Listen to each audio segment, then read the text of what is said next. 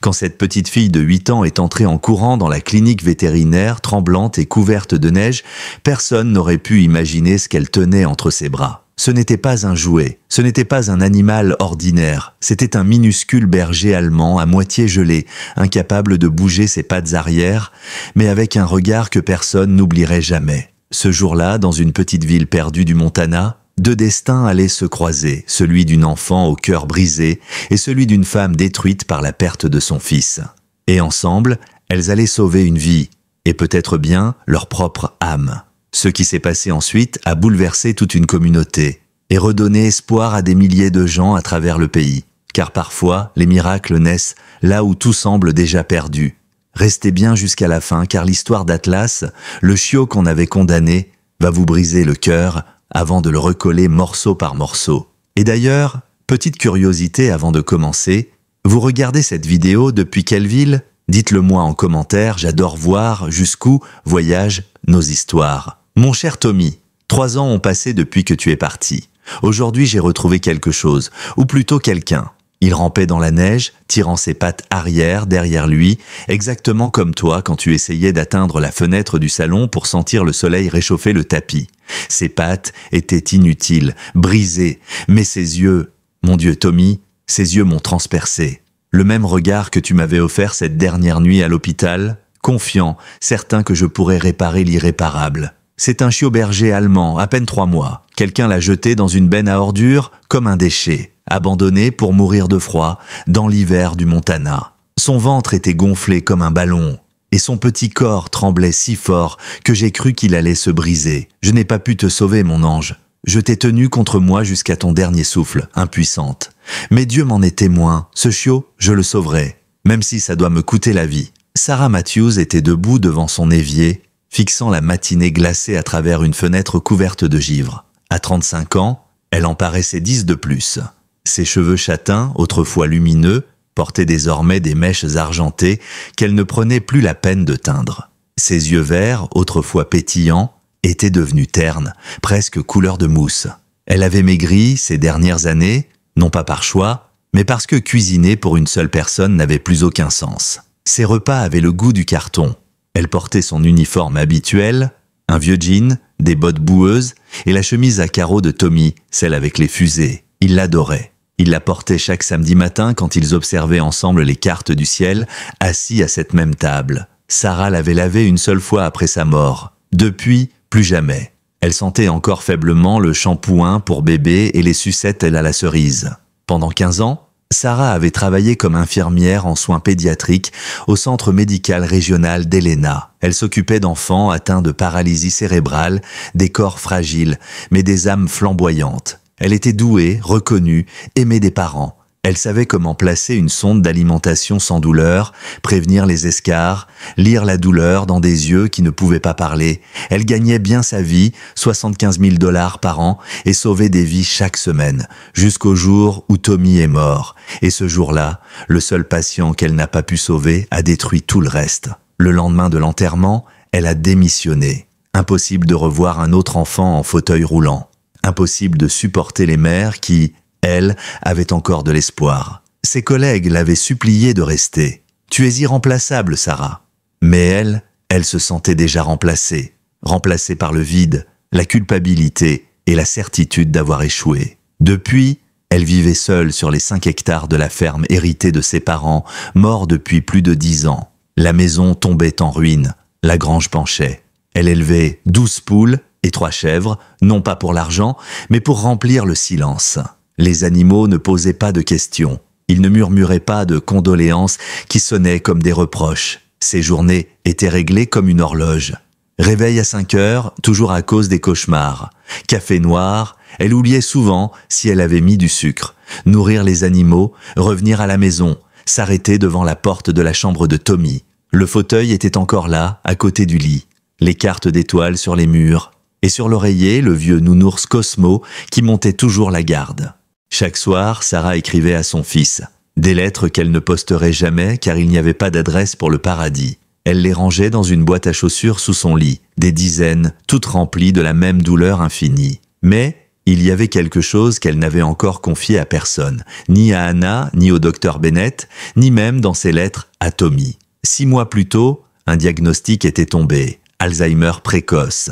La même maladie qui avait emporté sa grand-mère à 52 ans. Dans son tiroir de chevet, à côté des lettres, une boîte de somnifères l'attendait. Et sur son calendrier, une date encerclée, en rouge, le 14 février, 78 jours plus tard. Pendant ce temps, à quelques kilomètres de là, une autre matinée glaciale se levait sur la petite ville de Pine Haven.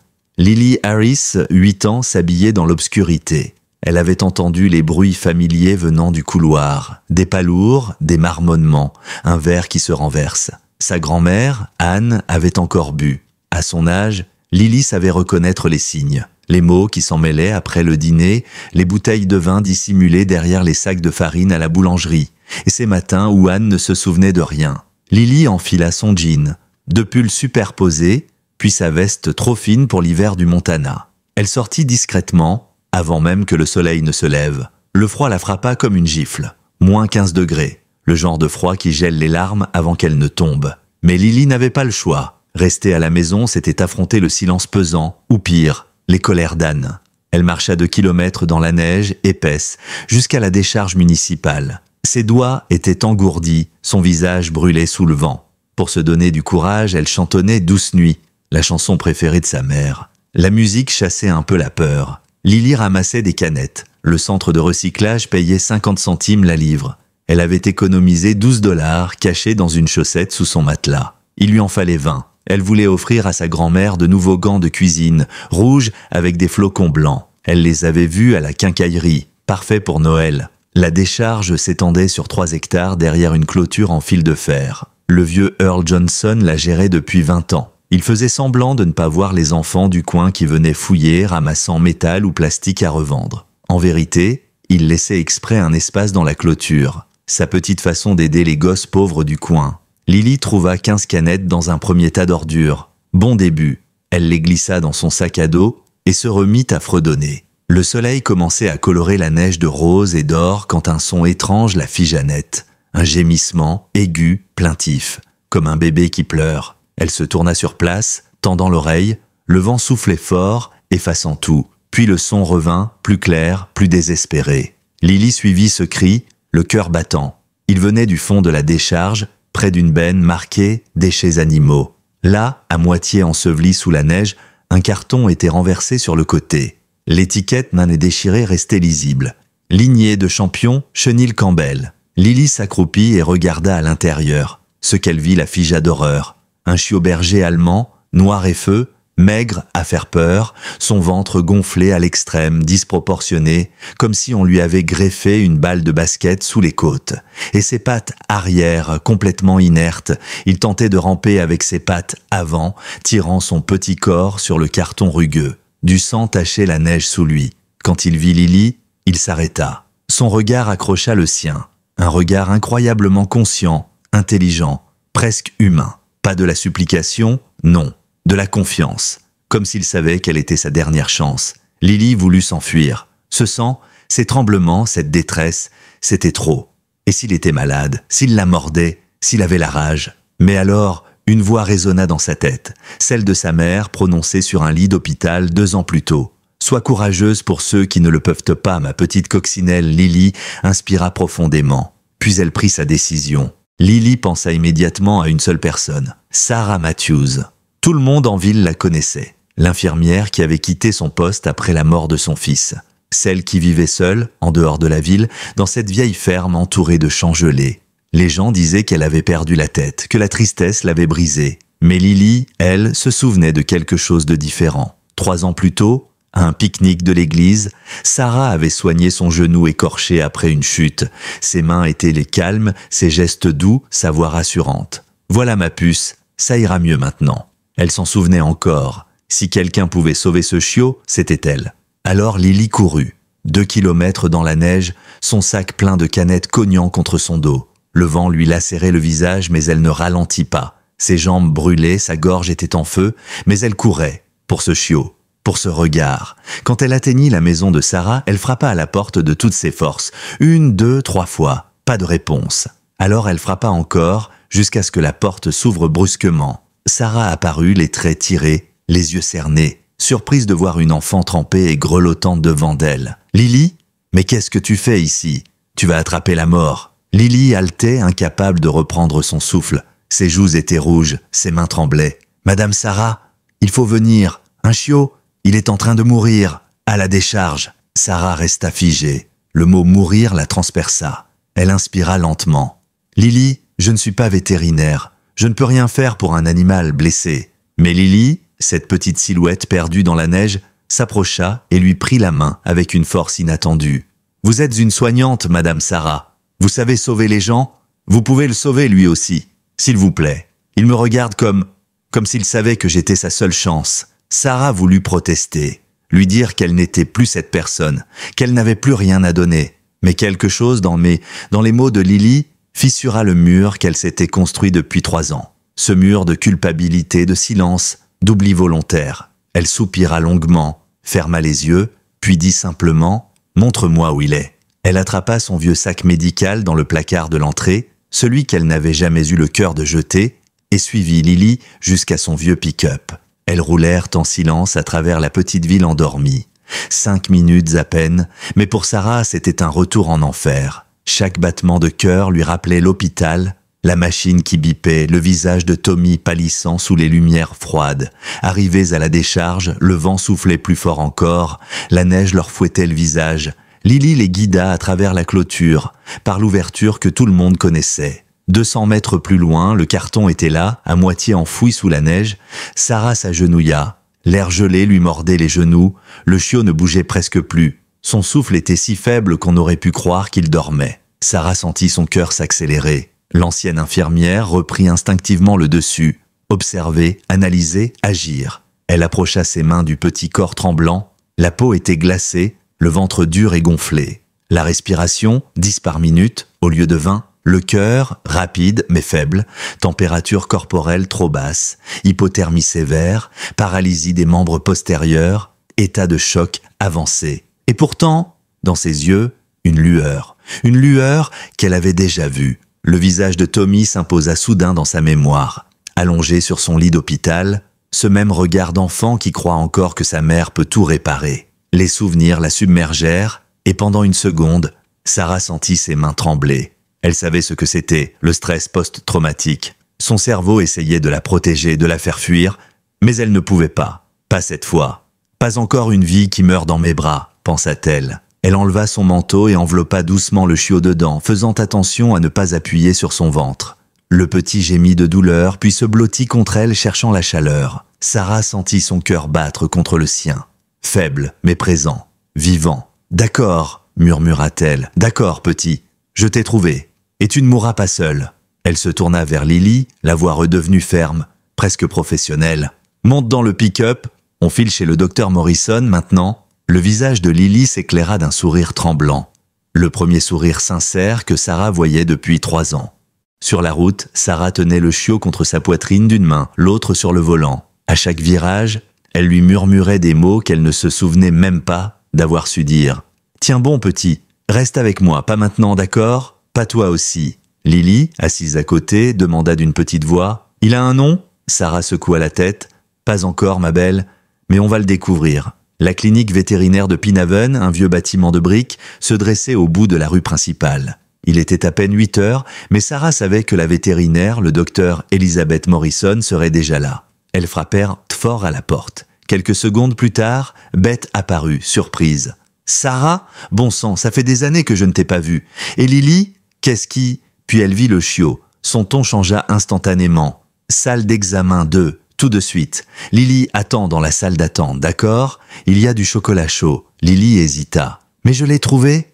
Et tu as fait ce qu'il fallait, » répondit Beth doucement. « Maintenant, laisse-nous de la place pour travailler. » Sarah posa le chiot sur la table chauffante. Il gémit. Son petit corps tremblait de douleur. Beth travailla rapidement, tout en parlant à voix haute, comme elle le faisait toujours en cas d'urgence. Température 95,2, normale 101. Hypothermie sévère. Cœur à 60 battements par minute, beaucoup trop lent. Respiration faible, peut-être un début de pneumonie. Abdomen distendu, probable ascite. Paralysie complète des membres postérieurs.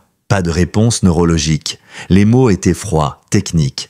Mais Sarah les entendait comme des coups de marteau. « Tu crois qu'il peut s'en sortir ?» souffla-t-elle. Beth soupira. « Je ne sais pas encore. On va faire des radios. » Sarah attendit dans le couloir, incapable de rester assise. Les minutes s'étiraient, chaque seconde résonnant dans son crâne comme une prière muette. Quand Beth revint, elle accrocha les radios aux panneaux lumineux. Sarah s'approcha et comprit avant même qu'on lui explique. La colonne vertébrale du chiot était mal formée. Une déformation congénitale à la jonction lombaire, comprimant la moelle épinière. Ses pattes arrière n'avaient jamais vraiment fonctionné. « C'est irréversible », dit Beth. « Ce n'est pas une blessure, c'est une malformation. Il ne marchera jamais normalement. » Sarah resta silencieuse. « Écoute », ajouta Beth d'une voix plus douce. « Ce chiot souffre. Il va avoir besoin de soins constants, de couches, de massages, de kiné. Il ne courra jamais, ne sautera jamais. Et parfois, la meilleure preuve d'amour, c'est de le laisser partir. » Sarah releva brusquement la tête. « Ne dis pas ça. Ne dis pas que la meilleure chose à faire, c'est de le tuer. » Beth pinça les lèvres. « Je ne dis pas ça pour te blesser. Je sais que tu vois Tommy quand tu le regardes. Mais tu ne peux pas sauver ton fils à travers ce chiot. » Les mots furent comme une gifle. Sarah sentit la colère et la douleur remonter ensemble. « Tu as raison, Beth. Je ne peux pas sauver Tommy. Mais tu sais ce qu'il m'a appris, chaque jour de sa courte vie, que vivre, ce n'est pas marcher. C'est aimer. Tommy ne pouvait pas courir, ni jouer au foot, ni grimper aux arbres. Et pourtant, il riait, il aimait, il rêvait, il comptait. Et ce chiot aussi. Sa voix tremblait, mais pas de faiblesse, de conviction. Il mérite d'exister, Beth. Il mérite d'être aimé, même si c'est difficile. Surtout parce que c'est difficile. » À ce moment-là, la porte s'ouvrit. Lily se tenait là, ayant tout entendu. « Ma maman disait que Dieu ne fait pas d'erreur. Vous croyez que Dieu s'est trompé avec lui ?» Le silence qui suivit fut plus fort que toutes les discussions du monde. Beth soupira vaincue. « Très bien, on le garde. On va le réchauffer, drainer le liquide, le stabiliser. Mais Sarah, il a un microchip. On doit vérifier s'il a un propriétaire. » Beth passe le scanner sur son cou. Un bip retentit. Elle lut l'écran et blêmit. « Propriétaire enregistré, Dr Richard Campbell, chenil des champions Campbell, chiot numéro 7, lignée premium, nom Atlas. » Sarah fronça les sourcils. « Pourquoi un chiot de lignée championne serait jeté à la poubelle ?» Beth répondit d'une voix sombre. « Parce qu'aux yeux de ce type, un chiot imparfait ne vaut rien. » Beth rangea le scanner dans le tiroir, le visage fermé. Campbell possède le plus grand élevage de bergers allemands du Montana. Ces chiens valent parfois 15 000 $. Sarah fronça les sourcils. « Alors pourquoi l'avoir jeté comme un déchet ?» Beth la regarda dans les yeux, d'un air triste. « Parce que pour lui, un chiot imparfait n'a aucune valeur. Une malformation, c'est une tache sur sa réputation. Alors il se débarrasse du problème, discrètement. » Un silence lourd s'installa. Le chiot gémit faiblement, ramenant Sarah à la réalité. « Tu dois le prévenir, tu le sais. La loi dit que le propriétaire enregistré garde les droits sur l'animal. » Sarah serra les poings. « Alors préviens-le, mais je te le dis, Beth. Je ne rendrai pas ce chiot à quelqu'un qui l'a jeté dans la neige pour qu'il meure. » Beth soupira profondément. « Écoute, je ne veux pas te mettre en danger. Légalement, c'est compliqué. Mais je peux gagner un peu de temps. Je vais attendre 24 heures avant de l'appeler. D'ici là, on essaie de le stabiliser, d'accord ?» Sarah acquiesça. « 24 heures, c'est tout ce dont j'ai besoin. » Pendant 3 heures, Beth et Sarah travaillèrent ensemble comme autrefois. La vétérinaire drainait le liquide du ventre d'Atlas, plaçait une perfusion, ajustait les doses d'antibiotiques. Sarah, elle, surveillait la respiration, la température, les réflexes. Ses gestes étaient précis, automatiques. Elle n'avait rien oublié. À mesure que les heures passaient, le chiot reprenait des forces. À midi, il dormait paisiblement, la tête posée sur une serviette chauffée. Beth s'essuya le front et sourit. « Il est stable, pas hors de danger, mais stable. » Sarah hocha la tête, le regard fixé sur lui. « Je veux le ramener à la maison. » Beth la fixa, surprise. « Tu es sûr de toi ? » Ce n'est pas un animal ordinaire. Il va demander des soins constants, Sarah. Jour et nuit. Tu sais dans quoi tu t'engages ? Sarah posa une main sur le chiot endormi. « Oui, je sais exactement. » Beth esquissa un sourire résigné. « D'accord. Alors je vais te montrer comment t'occuper de lui. » Elles passèrent l'après-midi ensemble. Beth montra à Sarah comment nourrir Atlas à la seringue, comment changer ses pansements, comment le manipuler sans lui faire mal. Sarah écoutait avec une attention féroce, absorbant chaque mot, chaque geste. Elle n'était plus la femme brisée que la ville avait oubliée. Elle redevenait celle qu'elle avait été avant la tragédie. Une soignante, une mère, une femme qui refuse d'abandonner. Quand elle quitta la clinique ce soir-là, Lily était déjà assise sur le siège passager du pick-up. « Il va vivre ?» demanda-t-elle, la voix tremblante. Sarah regarda le chiot, roulé dans une couverture sur ses genoux. « Il va vivre, oui, grâce à toi. » Le sourire de Lily illumina la cabine du véhicule comme un rayon de soleil dans la neige. De retour à la ferme, Sarah transforma son salon en une salle de soins improvisée. Elle plaça une couverture épaisse sur la table basse, un coussin chauffant dessous et disposa les seringues, pansements et flacons d'antibiotiques à portée de main. Le vieux porte-manteau servit de support à la perfusion. Tout était prêt. Atlas dormait paisiblement, son petit ventre se soulevant lentement. Sarah, épuisée, s'assit à côté de lui et posa la main sur sa tête. « Tu sais, petit, je ne sais pas si tu t'en rendras compte un jour, mais tu m'as déjà sauvé un peu. » Elle resta là des heures, veillant sur lui, comme autrefois elle veillait sur Tommy. Vers 2 heures du matin, un petit bruit la réveilla, un gémissement. Atlas bougeait. Il ouvrit les yeux, chercha la lumière, puis tourna la tête vers elle. Sarah sourit faiblement. « Bonjour mon champion. » Elle prépara la seringue de lait et de bouillon, comme Beth lui avait montré. « Allez, doucement » murmura-t-elle. Atlas refusa d'abord, tournant la tête, puis après quelques secondes, il accepta. Il but lentement, 5 millilitres, 10, 20, jusqu'à 60. Sarah sentit son cœur bondir. « C'est bien ça. Bravo, petit. Tu vois, on avance. » Quand il eut fini, il posa sa tête contre sa main et s'endormit aussitôt. Sarah pleura, en silence. Pas de douleur cette fois, mais de gratitude. Le lendemain matin, Lily revint, les joues rougies par le froid. « Comment il va ? Mieux ? Il a mangé et, regarde, Atlas, encore faible, battit de la queue. Juste un petit mouvement, presque imperceptible, mais suffisant pour que Sarah se mette à rire à travers ses larmes. « Tu vois ça ? Il se bat. C'est un vrai soldat. » Lily sourit, émerveillée. « Il faut lui trouver un nom. » Sarah caressa doucement le museau du chiot. « Il s'appelle Atlas. Ça lui va, non ? Comme le géant qui portait le monde sur ses épaules ? Oui, parce que lui aussi porte quelque chose de trop lourd pour lui. Mais il ne lâche pas. » Les jours suivants furent rythmés par les soins, les réveils nocturnes, les petites victoires. Chaque repas avalé, chaque regard plus vif, chaque gémissement remplacé par un aboiement timide devenait une fête. Lily venait chaque jour après l'école apportant des couvertures, des biscuits et surtout une énergie que Sarah n'avait plus ressentie depuis longtemps. Puis un matin, Sarah s'éveilla en panique. Elle avait oublié de mettre le réveil. Elle se précipita dans le salon, la couverture était vide. Le cœur battant, elle chercha partout. « Atlas ! Atlas !» Puis elle le vit, dans la chambre de Tommy. Le chiot avait rampé jusqu'à l'intérieur, traînant son petit corps sur le sol et s'était endormi contre le vieil ourson en peluche posé sur le lit. Cosmo. Sarah resta figée dans l'embrasure de la porte, la gorge serrée. « Mon Dieu !» murmura-t-elle. Elle s'approcha doucement, prit le chiot dans ses bras, le posa sur le lit, à côté de l'ourson. « Atlas, je te présente Tommy. Et Tommy, voici Atlas. » Elle sourit à travers ses larmes. « Vous avez beaucoup en commun tous les deux. » À partir de ce jour-là, Atlas ne quitta plus jamais la chambre. Il dormait à côté de Cosmo et Sarah sentit, pour la première fois depuis 3 ans, la maison respirer de nouveau. 4 jours plus tard, Anna Harris, la grand-mère de Lily, arriva à la ferme avec un plateau de brioches à la cannelle encore chaude. Sarah fut surprise de la voir. « Anna, vous allez bien ?»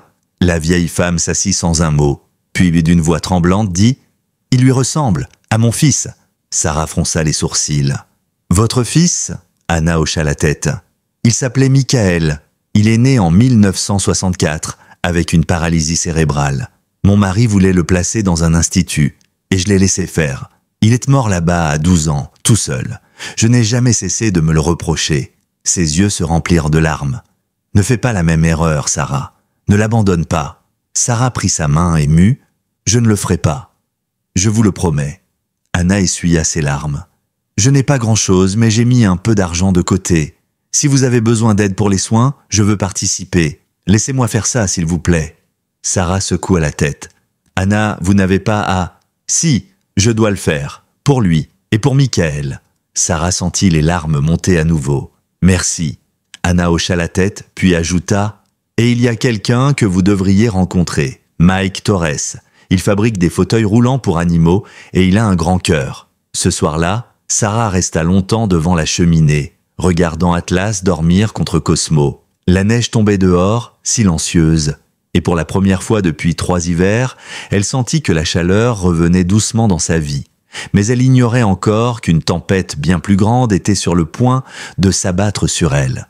3 jours plus tard, un pick-up gris s'arrêta devant la maison de Sarah. En descendit un homme d'une 40aine d'années, solide, barbu, avec une démarche un peu raide. Une prothèse métallique remplaçait sa jambe gauche. Il portait une caisse à outils sur l'épaule et un large sourire sur le visage. « Madame Matthews, je suis Mike Torres. Anna m'a parlé de votre chiot. » Sarah lui serra la main. « Entrez, Mike. Venez le voir. » Atlas était allongé sur une couverture, près du feu, éveillé, les oreilles dressées. Quand Mike s'approcha, le chiot leva la tête, remua la queue et gémit doucement, comme s'il reconnaissait un ami. Mike s'accroupit, posa sa main sur son dos et dit avec un petit rire « Eh bien, toi, on dirait qu'on a un point commun. Moi aussi, j'ai dû apprendre à bouger différemment. Regarde, il tapota doucement sa prothèse. » Atlas le renifla, curieux, puis posa la patte sur le métal comme s'il comprenait. « T'as du courage, petit, et du cœur ?» dit Mike. Sarah sourit. « Il essaie de se lever depuis ce matin.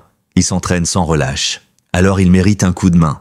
Je fabrique des chariots adaptés pour les chiens handicapés. Des modèles sur mesure. Avec un peu de chance, il pourra courir avant la fin du mois. » Les yeux de Sarah s'embuèrent. « Courir? Vous croyez vraiment que… » ?»« Je ne crois pas, Sarah. Je sais. » Il sortit son carnet de notes, prit les mesures du chiot, la longueur du dos, la hauteur du torse, l'écartement des épaules. « Donnez-moi 3 jours. Je lui ferai quelque chose de solide et léger. Un vrai bolide. » Atlas, curieux, suivait chaque geste comme s'il comprenait que quelque chose de grand se préparait. L'après-midi, après le départ de Mike, Sarah remarqua un courrier sur le pas de la porte. Une grande enveloppe blanche au papier épais, estampillée d'un logo doré, Campbell Elite Kennels. Son cœur se serra. Elle déchira le sceau et lut « Madame Matthews, il m'a été signalé que vous êtes actuellement en possession d'un berger allemand mâle, microchip numéro 9 182 555 147, enregistré à mon élevage. Cet animal, nommé Atlas, m'appartient légalement. Je vous remercie pour les soins prodigués et suis prêt à vous rembourser les frais encourus. Cependant, je vous demande de me restituer mon bien avant le 23 décembre à 17 h. Dans le cas contraire, je me verrai dans l'obligation d'engager une procédure légale pour vol de propriété et frais de justice. Sincèrement, docteur Richard Campbell. Sarah sentit le papier trembler entre ses doigts. Son bien. Ces 2 mots la brûlèrent. Atlas n'était pas un bien, c'était une vie. Elle posa la lettre sur la table, puis se tourna vers le chiot endormi. « Il veut te reprendre, Atlas. Il croit que t'appartiens à quelqu'un. Mais il se trompe. » Le soir venu, elle convoqua un petit groupe de confiance à la ferme. Anna et Lily arrivèrent les premières, suivies du docteur Morrison et de Mike, encore couverts de sueur. Ils s'assirent eux tous autour de la table, pendant qu'Atlas dormait dans sa couverture. Beth brisa le silence. « J'ai lu la loi. Techniquement, Campbell a raison. Le microchip prouve la propriété, à moins qu'on ait des preuves qu'il a abandonné volontairement le chiot. » Lily, assise à côté de sa grand-mère, leva la main timidement. « Le monsieur du centre de tri, monsieur Earl, il a des caméras à la décharge. Peut-être qu'on le voit, lui ?» Anna hocha la tête. « C'est vrai.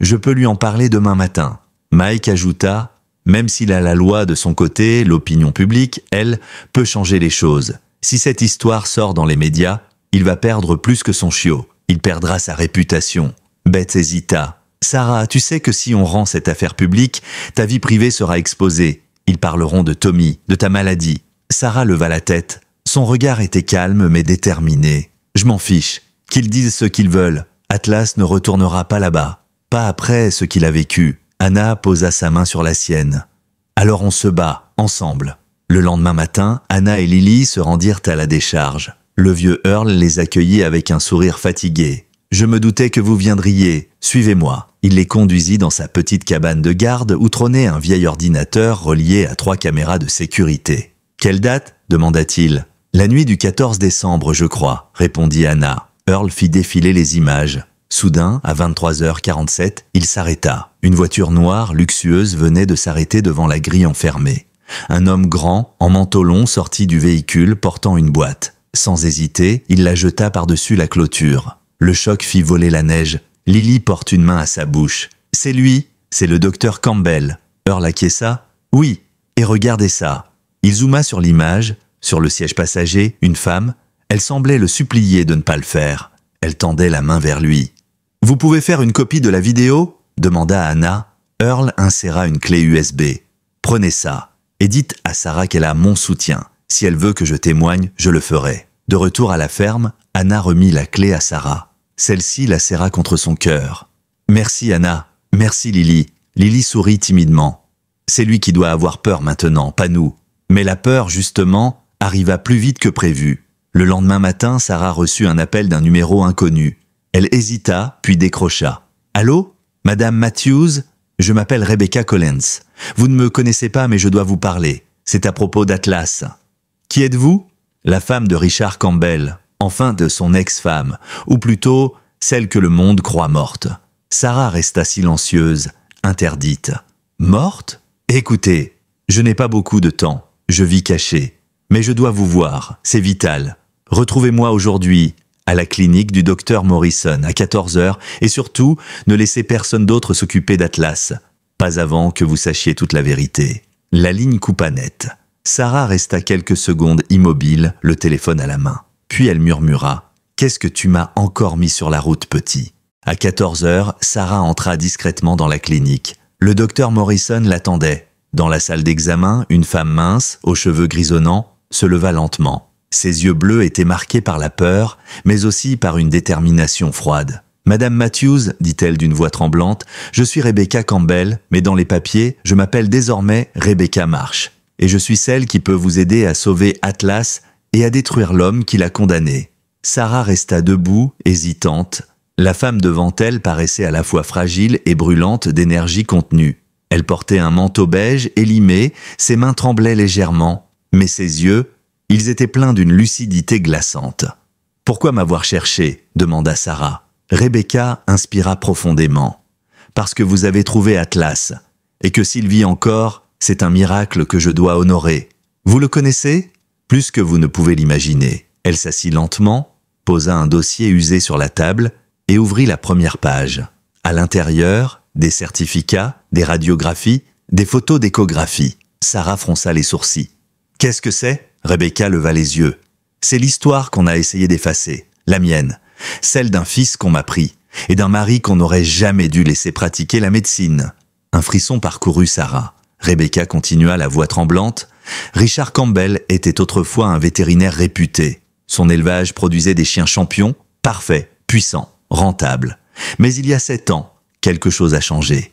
Nous avons perdu notre fils, Samuel. Il avait 6 ans. Une infection cardiaque foudroyante. En 2 jours, il était parti. Richard n'a jamais accepté. Il disait qu'il pouvait corriger la nature, qu'il ne laisserait plus jamais la vie lui reprendre ce qu'elle lui donnait. » Sarah fronça les sourcils. « Que voulez-vous dire ?»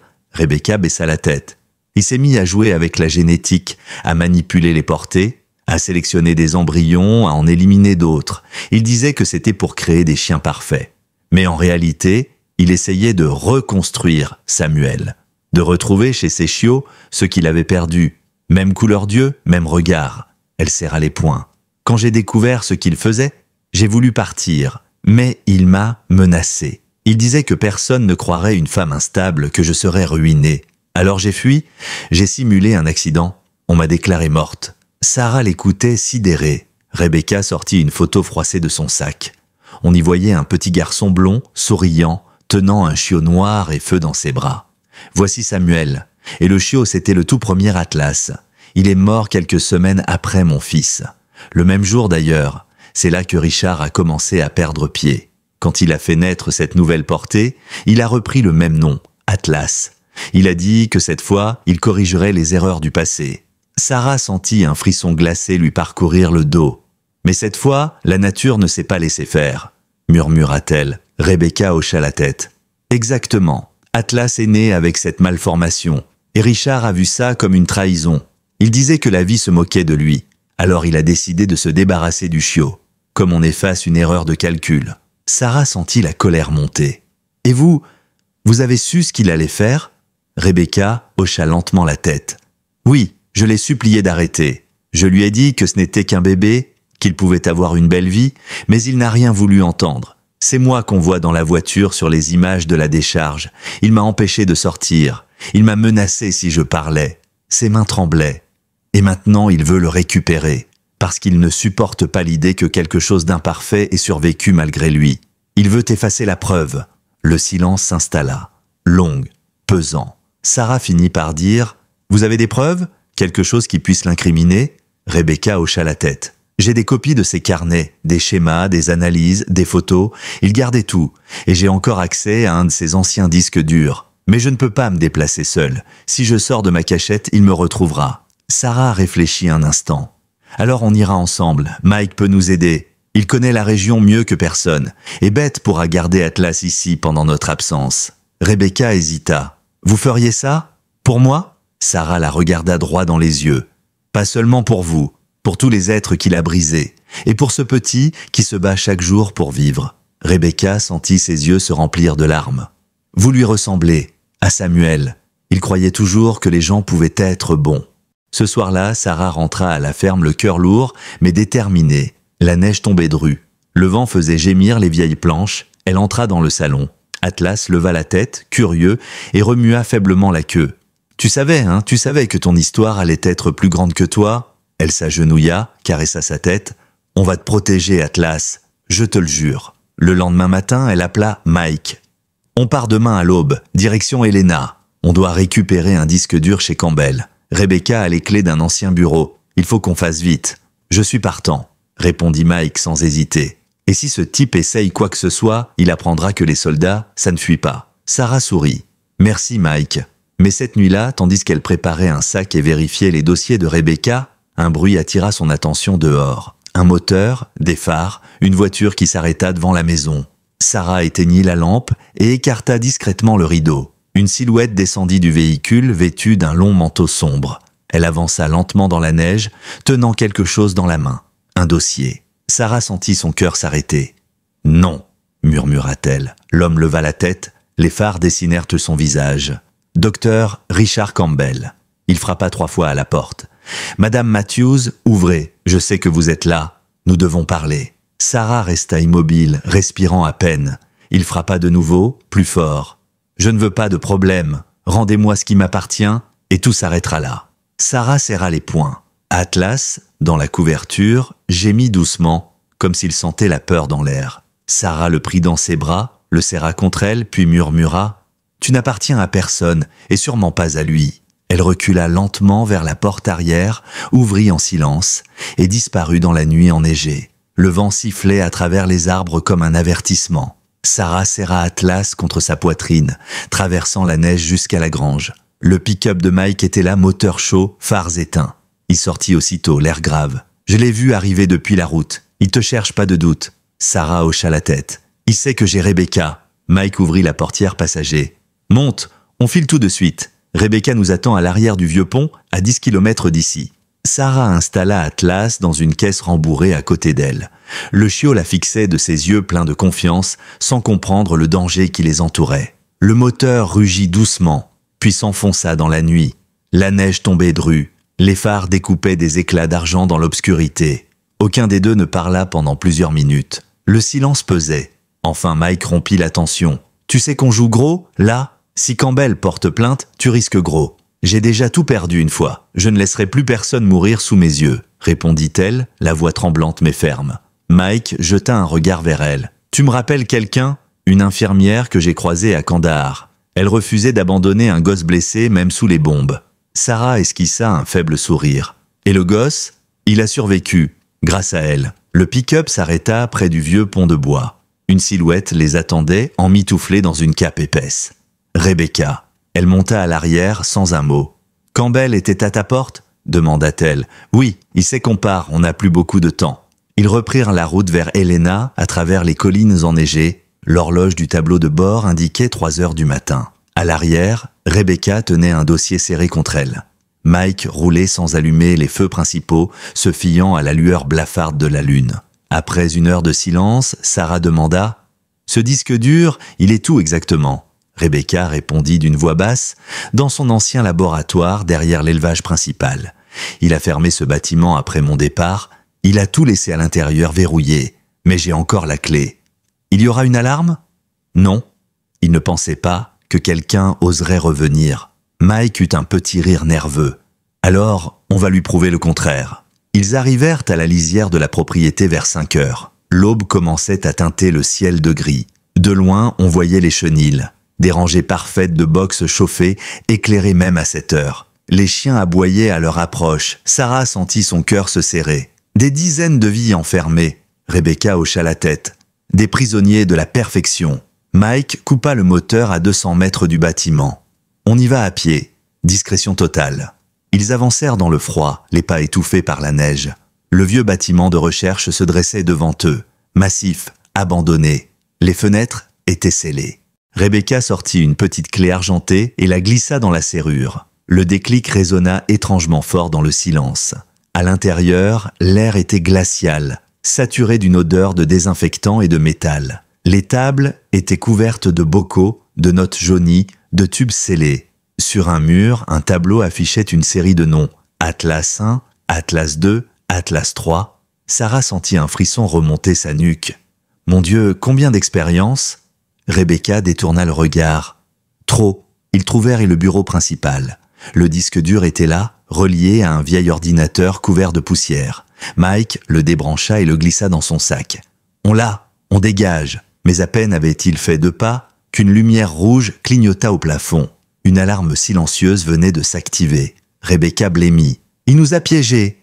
À l'extérieur, des phares jaillirent d'au soudain de la route. Un véhicule approchait à toute vitesse. Mike jura entre ses dents. « Merde, c'est lui !» Sarah attrapa le sac et le poussa vers Mike. « Va-t'en avec Rebecca et Atlas, je vais le retenir. »« Pas question. Mike, écoute-moi. Il faut qu'on sorte ces preuves d'ici. C'est tout ce qui compte. » Elle ouvrit une porte latérale et sortit dans la neige. Le vent fouettait son visage. Le bruit du moteur se rapprochait. Les phares illuminèrent soudain la cour. La silhouette de Campbell apparut, glaciale, silhouette de prédateur en costume noir. « Madame Matthews, vous n'auriez jamais dû venir ici ?» Sarah resta immobile. « Vous avez abandonné un chiot dans la neige. Vous l'auriez laissé mourir. Pourquoi ? Parce que je refuse la faiblesse, les erreurs, l'imperfection. Ce n'était pas une erreur, c'était une vie. » Campbell sourit froidement. « Vous pensez qu'un animal est votre rédemption ? Ce chien n'est rien, un accident, comme votre fils. » Les mots la frappèrent comme une gifle. Un cri monta de sa gorge, rauque, incontrôlable. « Ne prononcez plus jamais son nom. » Campbell fit un pas vers elle. « Donnez-moi le disque, et je pourrai encore oublier ce que vous avez fait. » Sarah recula d'un pas. « Vous avez détruit trop de vies. Il faut que ça s'arrête. Vous croyez pouvoir me menacer ? Une infirmière déchue, malade, isolée ? Personne ne vous croira. » Mais alors, une voix résonna dans la cour. « Moi, je la crois. » C'était Mike. Il sortait de l'ombre, fusil de chasse à la main. Derrière lui, Rebecca. Campbell eut un rictus. « Charmant petit comité, vous n'irez pas loin. » Il fit un geste brusque vers sa poche. Un clic. Le canon du fusil se leva instantanément. « Bougez pas, » dit Mike d'une voix glaciale. « Vous n'allez pas tirer. Vous n'êtes pas un tueur. » Mike le fixa, les yeux sombres. « Non, mais je sais ce que c'est que de regarder un monstre de trop près. Et croyez-moi, je n'ai pas peur de l'arrêter. » Rebecca s'avança, la voix tremblante. « Richard, arrête, c'est fini. Tu n'as plus à réparer quoi que ce soit. Tu ne ramèneras pas Samuel. Tu ne me détruiras plus. » Campbell resta figé quelques secondes, puis son masque se fissura. « Vous m'avez tout pris. Vous avez fait de moi un monstre. » Rebecca secoua la tête, les larmes aux yeux. « Non, Richard, c'est toi qui t'es perdu. » Soudain, un bruit de sirène retentit au loin. Bess. Elle avait prévenu la police. Campbell recula lentement, puis lâcha sa pochette. « Vous croyez que c'est fini ? Vous ne savez rien de ce que j'ai créé. Atlas n'était que l'un début. » Mike s'avança. « Alors, c'est à nous de mettre fin à tout ça. » Les gyrophares approchaient. Campbell se tourna vers la route et s'enfuit à travers la neige, disparaissant dans les bois avant que les voitures n'arrivent. Rebecca s'effondra dans les bras de Sarah en sanglotant. Sarah la serra fort. « C'est fini, il ne t'aura plus. » Mike, haletant, fixa le ciel qui pâlissait à l'horizon. « On a le disque, on a les preuves. » Sarah hocha la tête. « Oui, mais on n'a pas encore fini. Ce n'est pas seulement une histoire de chien, c'est une histoire d'âmes blessées. Et il faut les guérir toutes. » L'aube se levait sur les collines gelées lorsque les gyrophares s'éteignirent enfin. 2 voitures de police stationnaient devant le vieux laboratoire. Le shérif Morales, un homme massif au visage fermé, prenait des notes à la lueur d'une lampe portative. À ses côtés, Sarah, Mike et Rebecca attendaient épuisés. Donc, si je résume, dit Morales d'une voix grave, le docteur Campbell a tenté de détruire des preuves après avoir abandonné un chiot handicapé dans la neige et vous détenez désormais un disque dur susceptible de contenir des éléments criminels. Mike hocha la tête. C'est bien ça. Et croyez-moi, ce qu'il y a dedans vaut de l'or. Le shérif soupira. Très bien, on va sécuriser tout ça. Mais pour que ça tienne devant un juge, il faudra plus que des accusations. Il faut un dossier complet, des témoins, des experts. Rebecca s'avança, déterminée. Alors vous les aurez, je témoignerai. Sous serment. Morales leva les yeux vers elle, intrigué. Et vous êtes ? Rebecca inspira profondément. Rebecca Campbell, l'épouse qui l'a fait disparaître. Le silence fut total. Même le vent semblait s'être arrêté. Morales cligna des yeux incrédule. Excusez-moi, vous dites que vous êtes morte ? Elle hocha la tête. Officiellement oui, mais je suis bien là. Et je peux prouver tout ce que je dis. Le shérif resta un moment sans voix, puis se tourna vers Sarah. Vous savez dans quoi vous vous engagez tous les trois ? Ce type a de l'argent, des relations et un ego qui ne supporte pas la défaite. Sarah croisa le regard de Mike et de Rebecca. Oui, on sait. Mais ce n'est plus une question de peur, c'est une question de justice. Quelques heures plus tard, ils ramenèrent le disque dur à la clinique vétérinaire de Beth. Elle avait déjà préparé un ordinateur sécurisé. Rebecca se mit au travail, les doigts tremblants sur le clavier. Le vieux disque ronronna, des centaines de fichiers apparurent, des dossiers étiquetés et portés alpha, Atlas 4, sélection génétique 2023, résultats expérimentaux. Beth pâlit. Mon Dieu, il tenait des registres sur des années. Des photos de chiots euthanasiés, des notes cliniques. Regarde ça, anomalie mineure, éliminée. C'est abominable. Sarah détourna les yeux, écœurée. C'est de la folie. Il jouait à Dieu. Rebecca fit défiler les images jusqu'à tomber sur un fichier vidéo. Le titre indiquait « Projet A, session finale ». Elle cliqua. Sur l'écran apparut Richard Campbell debout dans son bureau parlant face à la caméra. Aujourd'hui, le dernier prototype du programme Atlas a été jugé inutilisable. Malformation congénitale sévère, échec total, sujet éliminé demain matin, fin du dossier. Sarah sentit les larmes lui monter aux yeux. Sujet, il dit sujet, pas chiot, pas vivant. Rebecca serra les mâchoires. Il se prend pour un créateur, mais il n'a fait que détruire. Beth copia tout sur plusieurs clés USB et appela Morales. J'ai de quoi le clouer au mur, et croyez-moi cette fois, il ne s'en sortira pas. Pendant les jours qui suivirent, l'affaire fit du bruit. Très vite, les médias locaux s'en emparèrent. Des articles surgirent. Le scandale Campbell, l'éleveur de champions accusé de cruauté et d'expérimentation illégale. Des photos d'Atlas circulaient de partout. Le chiot dans les bras de Sarah, encore fragile, mais le regard plein de vie. Le nom Atlas devint un symbole, des centaines de messages affluaient. Des dons, des témoignages, des lettres d'encouragement. Des familles d'enfants handicapés écrivaient à Sarah pour lui dire que son histoire leur donnait de l'espoir. Mais la vie, elle, suivait son cours. Dans la petite ferme, Sarah veillait toujours sur Atlas. Ses cicatrices guérissaient. Il mangeait seul désormais. Il essayait même de se redresser. Et un matin, Mike revint avec une surprise. « Prêt à voir un miracle ?» demanda-t-il en descendant de sa camionnette. Il ouvrit la porte arrière. À l'intérieur, un petit chariot en aluminium étincelait sous le soleil. 2 grandes roues, un harnais ajusté, un cadre léger aux reflets yeux bleus. Sarah resta sans voix. « C'est magnifique !» Mike sourit. « Sur mesure. J'ai calculé chaque angle pour son équilibre. Allez, on l'installe. » Ils fixèrent doucement Atlas dans son nouveau harnais. Le chiot bougeait la tête, intrigué, ses oreilles pointées vers l'avant. Sarah s'accroupit. « Allez, mon grand, essaie !» Atlas hésita une seconde, puis poussa sur ses pattes avant. Les roues y tournèrent, 1-2 fois. Il s'arrêta surpris, puis recommença. Et soudain, il avança. Lentement d'abord, puis plus vite. Son corps retrouva un rythme. Son souffle s'accéléra. Ses yeux brillaient. Rebecca, debout à quelques mètres, porta les mains à sa bouche. « Il court ! Il court !» Atlas fit le tour du jardin, traçant des cercles dans la neige. Il s'arrêta devant Sarah, la langue pendante, haletant mais rayonnant. Elle éclata de rire à travers ses larmes. « Bravo mon cœur, t'as réussi !» Mike croisa les bras, ému. « Je te l'avais dit, le monde appartient à ceux qui refusent de renoncer. » L'après-midi même, Lily arriva avec sa grand-mère pour voir le miracle de ses propres yeux. La fillette poussa un cri de joie. Il roule vraiment. Atlas fonça vers elle, ses roues soulevant des éclats de neige. Il s'arrêta juste devant ses bottes et posa sa tête contre ses jambes. Lily éclata de rire et l'embrassa sur le front. « T'es le plus courageux des chiens, Atlas, le plus fort du monde. » Rebecca regardait la scène, les yeux embués. C'est ça, la perfection, pas celle qu'il cherchait à créer, celle qu'on trouve dans l'amour et la persévérance. Sarah posa une main sur son épaule. « Vous allez pouvoir vivre maintenant, Rebecca. Libre. » Rebecca eut un sourire fragile. « Et vous, Sarah, vous venez de redonner un sens à la mienne. » Mais tandis que la joie remplissait la cour, au loin, dans l'ombre des montagnes, une silhouette observait. Richard Campbell n'avait pas disparu. Et dans son regard froid, la haine brûlait plus fort que jamais. La vidéo d'Atlas, postée par Lily sur YouTube, explosa littéralement. En moins de 3 jours, plus de 5 millions de vues. Les images d'un chiot handicapé courant dans la neige sur son petit chariot bleu firent le tour du pays.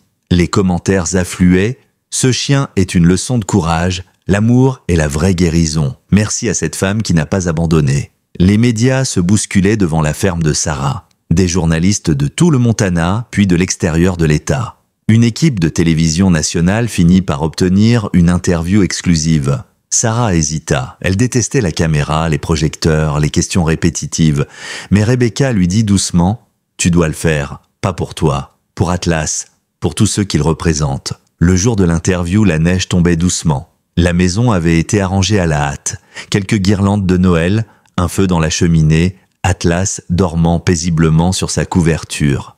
La journaliste, une femme bienveillante nommée Jennifer Chen, s'installa en face de Sarah, micro à la main. « Madame Matthews, pourquoi ce combat? Pourquoi avoir risqué autant pour sauver un seul chiot ?» Sarah prit une longue inspiration avant de répondre. « Parce que j'ai connu la douleur d'être impuissante. Mon fils, Tommy, était atteint d'une paralysie cérébrale.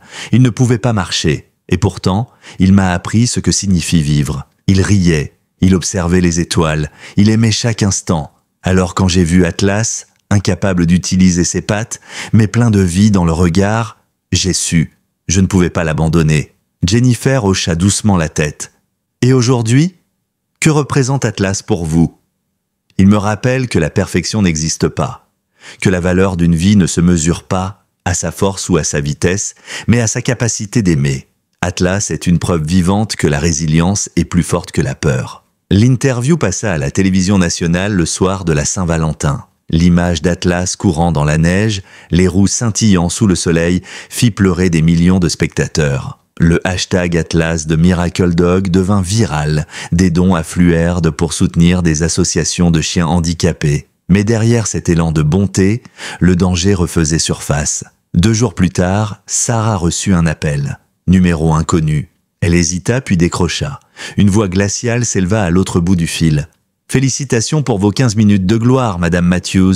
Vous devez être fière. » Sarah sentit son sang se figer. « Richard, vous avez sali mon nom, détruit ma carrière, exposé ma vie privée à des millions de gens.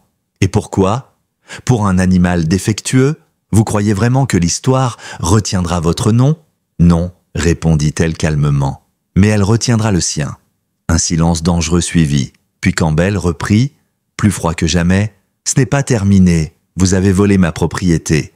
Vous avez conspiré avec ma femme, une criminelle qui a simulé sa mort. Vous allez payer. » Rebecca, qui se tenait à côté d'elle, avait entendu la conversation. Elle s'approcha du téléphone, le visage livide, et dit d'une voix calme « Bonjour Richard ». Un silence glacial. Rebecca ? Oui, surprise. Je ne suis pas morte, et je n'ai plus peur de toi. Tu vas le regretter ? Non, Richard. Cette fois, c'est toi qui vas regretter.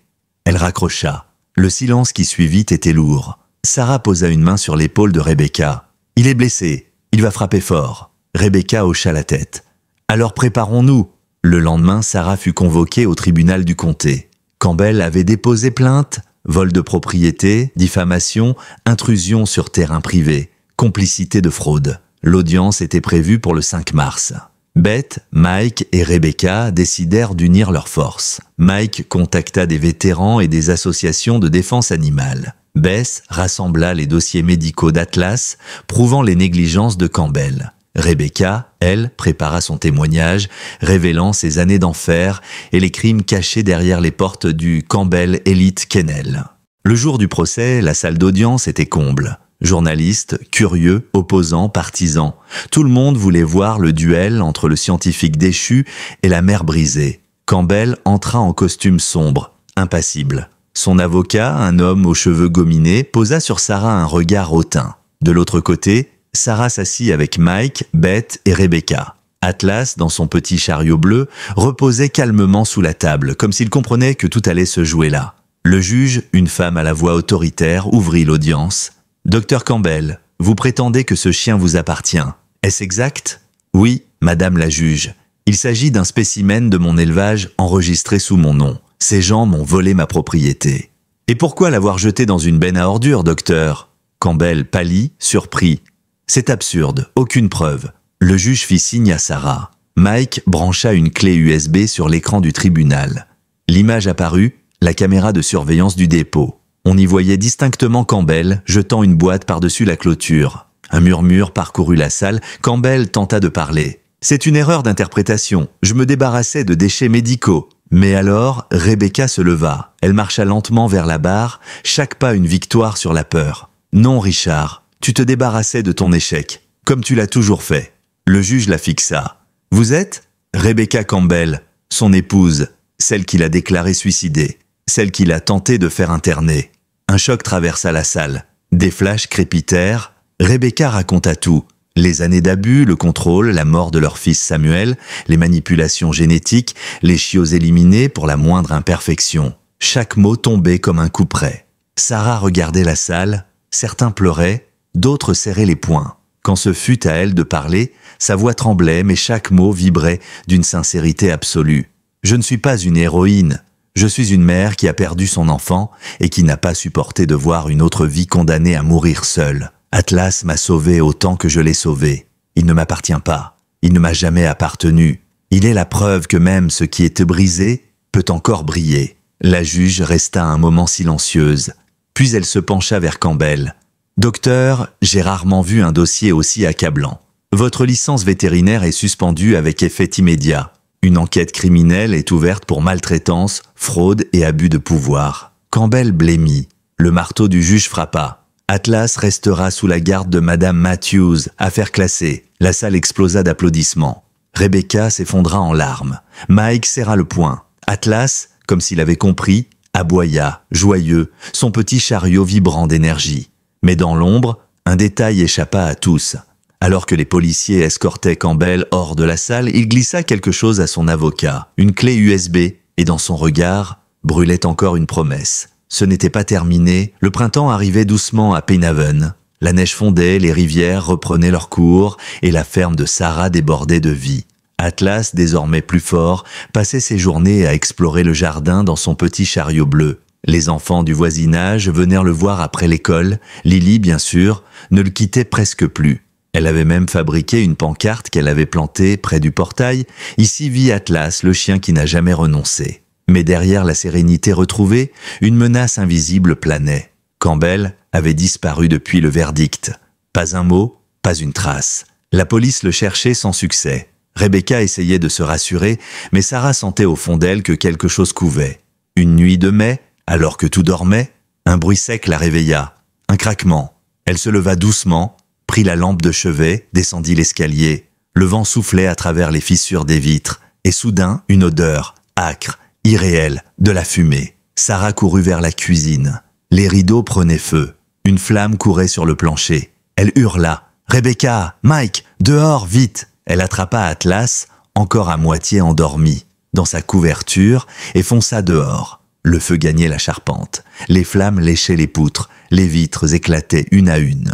Mike jaillit à son tour, une serviette sur la bouche, tirant Rebecca par le bras. La maison brûlait. En quelques minutes, tout ce que Sarah avait reconstruit disparaissait dans le brasier. Les pompiers mirent plus d'1 heure à éteindre l'incendie. Au lever du jour, il ne restait qu'une carcasse fumante, un squelette noirci de bois et de tôle. Sarah, couverte de cendres, serrait Atlas contre elle en larmes. Le shérif Morales arriva peu après. « C'est un incendie criminel, Sarah. Le système électrique n'a rien à voir là-dedans. On a trouvé ça derrière la grange. » Il tendit une boîte métallique calcinée. À l'intérieur, une clé USB à moitié fondue et une étiquette collée dessus, Projet Epsilon, Rebecca Blémy. C'est lui, Campbell. Il veut reprendre là où il s'est arrêté. Sarah releva les yeux, déterminée malgré la fatigue. Pas tant que je respire. Mike posa une main sur son épaule. On va reconstruire, ensemble. Et cette fois, on le fera à notre façon. Les jours suivants, la communauté tout entière se mobilisa. Les voisins apportèrent des matériaux, des outils, des vêtements. Un homme donna un vieux mobil-home pour les héberger le temps des travaux. Et bientôt, une nouvelle maison commença à s'élever sur les ruines de l'ancienne. Pendant ce temps, Beth et Morales poursuivaient l'enquête. Les empreintes sur le bidon d'essence retrouvées sur place appartenaient bien à Richard Campbell. Mais il était introuvable. Un soir, alors que le soleil se couchait sur la vallée, Sarah vit quelque chose briller dans la cour. Un drone. Il survolait la maison à basse altitude, tournant lentement autour du jardin. Sarah sentit un frisson lui parcourir la nuque. Elle attrapa une lampe et fit signe à Mike, qui sortit aussitôt avec sa carabine. Le drone prit de la hauteur puis disparut dans les nuages. « Il nous observe », murmura Sarah. « Laisse-le venir, cette fois, il ne s'en tirera pas. » Quelques jours plus tard, Beth appela Sarah à la clinique. « J'ai quelque chose à te montrer. » Sur son ordinateur, une vidéo issue du fichier partiellement récupéré sur la clé USB calcinée. On y voyait Campbell filmé dans un hangar inconnu entouré de cages métalliques. Le projet Epsilon est prêt. Une nouvelle génération. Plus résistante, plus docile. Et cette fois, personne ne pourra me les enlever. Sarah sentit la nausée la submerger. Il continue. Il crée d'autres atlas, mais sans âme. Beth la regarda dans les yeux. On doit le trouver, Sarah. Avant qu'il recommence. Le lendemain, Morales contacta Sarah. On a localisé un entrepôt abandonné près du lac Madison. Des témoins ont vu un homme y entrer plusieurs fois la nuit. On pense que c'est lui. Sarah prit une grande inspiration. « J'y vais. Hors de question, » répondit Morales. « C'est une opération de police. » Mais Sarah savait qu'elle n'attendrait pas. Elle connaissait Campbell. Il ne laisserait rien ni personne s'interposer. Cette nuit-là, elle chargea Atlas dans sa camionnette et prit la route. Mike insista pour venir. Rebecca aussi. « On a commencé ensemble, dit-elle, on finit ensemble. » La lune baignait la forêt d'une lumière laiteuse. Ils garèrent la camionnette à 1 kilomètre du hangar. Le silence était presque total, seulement troublé par le souffle du vent à travers les pins. Ils s'approchèrent tapalant. À travers une fente dans la porte, Sarah vit la lumière vaciller. Des tables, des cages. Et au centre, Richard Campbell, seul, penché sur un carnet parlant à voix basse. Epsilon 3 prêt, ce monde me doit la perfection. Sarah entra. Non, Richard, ce monde ne te doit rien. Il sursauta, se retourna. Son visage était émacié, ses yeux fous. Vous avez tout pris. Ma carrière, mon nom, ma famille. Non, c'est toi qui as tout détruit. Campbell recula d'un pas vacillant. Vous croyez m'arrêter? Vous n'avez aucune idée de ce que j'ai accompli ici. Il appuya sur un interrupteur, les lumières s'allumèrent. Autour d'eux, une dizaine de cages, des chiots de toute race. Amaigris, apeurés, tremblants, Rebecca porte une main à sa bouche. « Mon Dieu !» Sarah sentit la colère monter. « Tu les tortures pour ton ego malade !»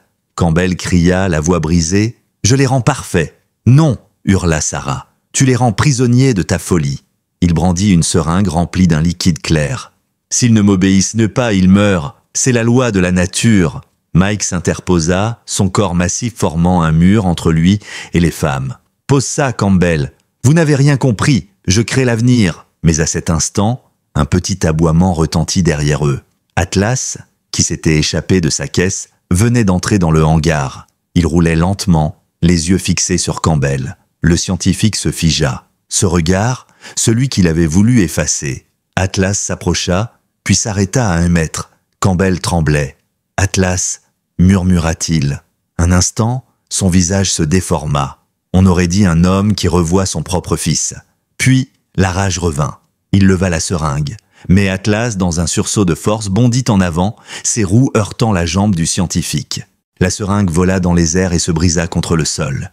Mike se précipita, plaqua Campbell contre le mur. Sarah ouvrit les cages une à une, libérant les chiots apeurés. Rebecca appela Morales, haletante. « On l'a trouvé !» Les sirènes retentirent au loin. Campbell, épuisé, s'effondra. Il regarda Atlas, à genoux, les yeux vides. Pourquoi lui a survécu? Sarah s'agenouilla à côté de lui.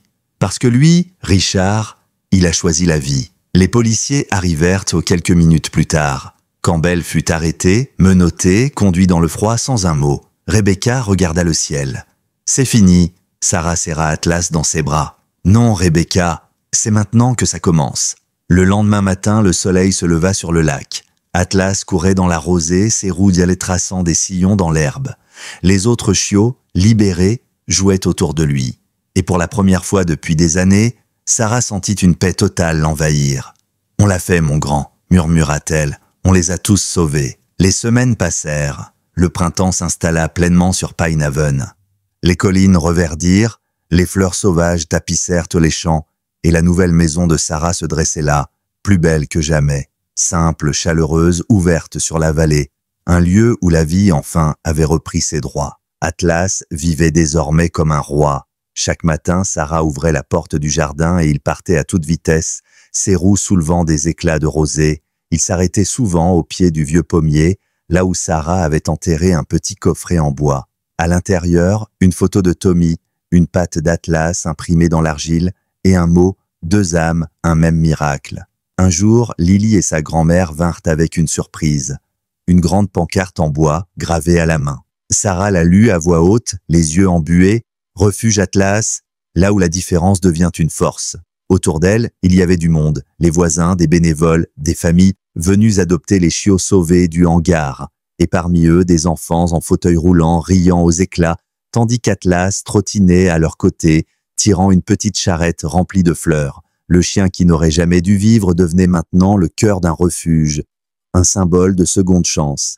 Rebecca, plus sereine, travaillait avec Beth pour faire reconnaître le lieu comme centre de réhabilitation.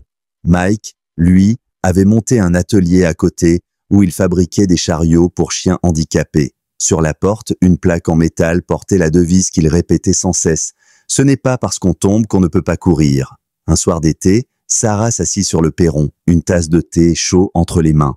Le ciel s'embrasait d'or et de pourpre. Atlas vint se blottir contre elle, posant la tête sur sa jambe.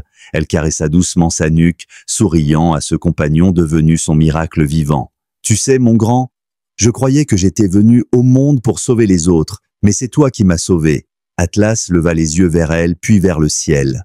Au loin, un vent léger fit tinter les clochettes accrochées à la véranda. Sarah ferme les yeux.